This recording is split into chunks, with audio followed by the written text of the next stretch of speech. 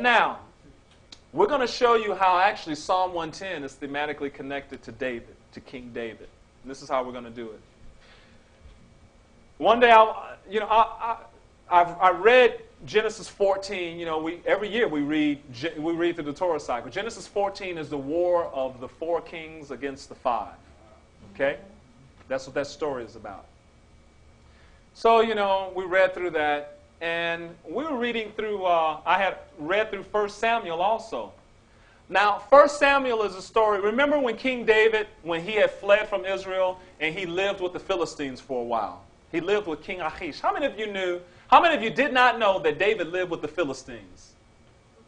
I guess no one wants to put their hands up on that kind of question, huh? Everybody's saying, oh, they don't know how to. Right. David he actually lived with them. And he had King Achish deceived into thinking that he had turned against Israel. And since I'm tired, this is one of the funny, this is really, really a funny story. Because King Achish, David would go before King Achish. And he'd say, David, where have you been? And David would lie.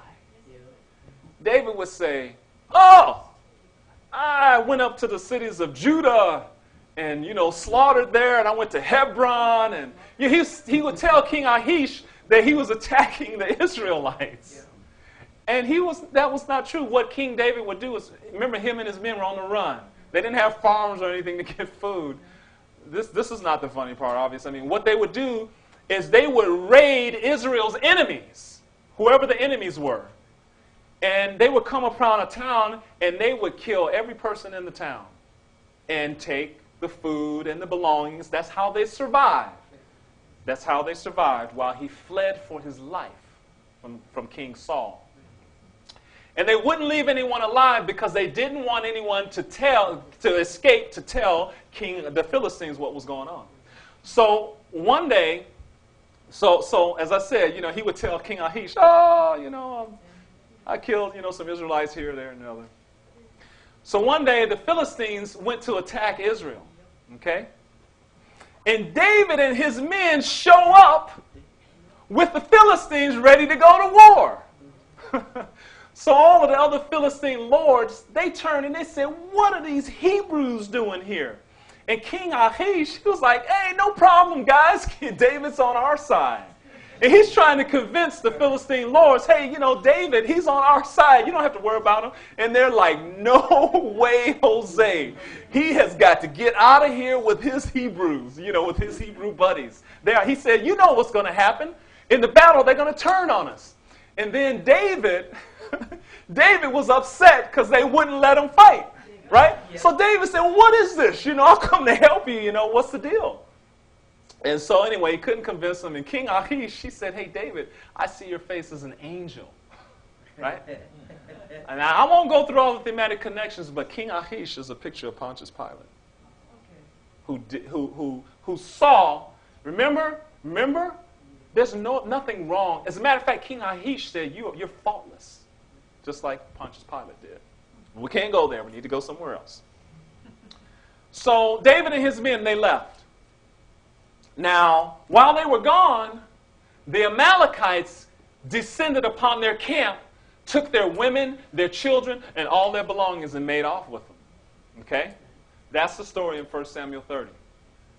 Now, reading Genesis 14, reading 1 Samuel 30, and all of a sudden we saw these thematic connections. Note the following.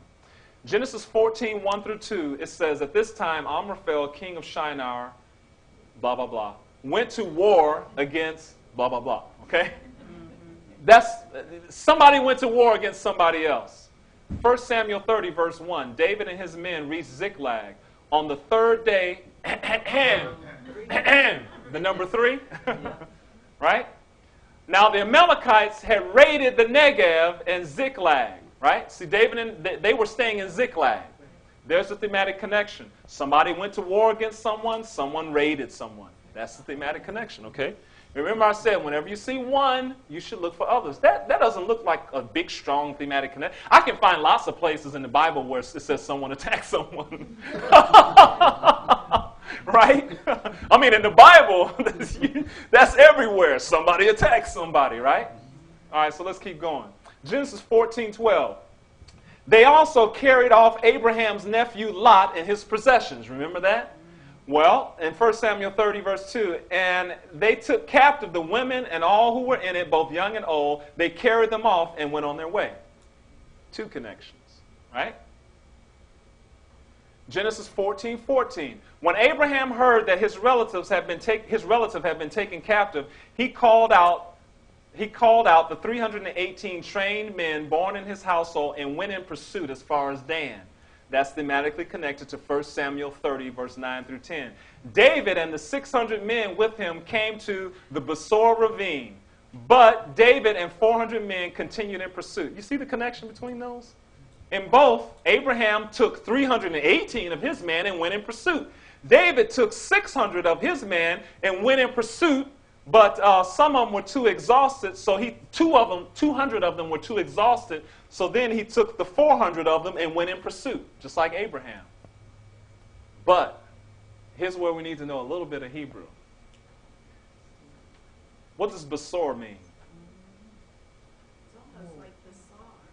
Basar, it's similar to basar, which means flesh, but that's not what it is. What does Besor mean?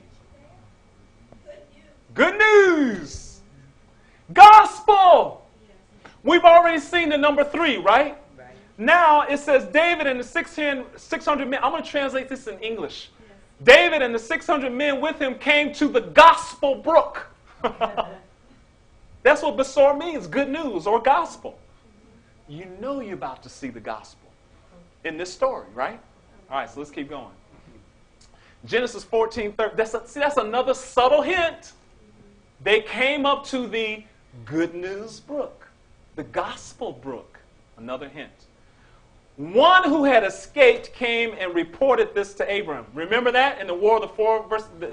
Somebody escaped and came and told Abram what happened, and where his nephew had been taken, right?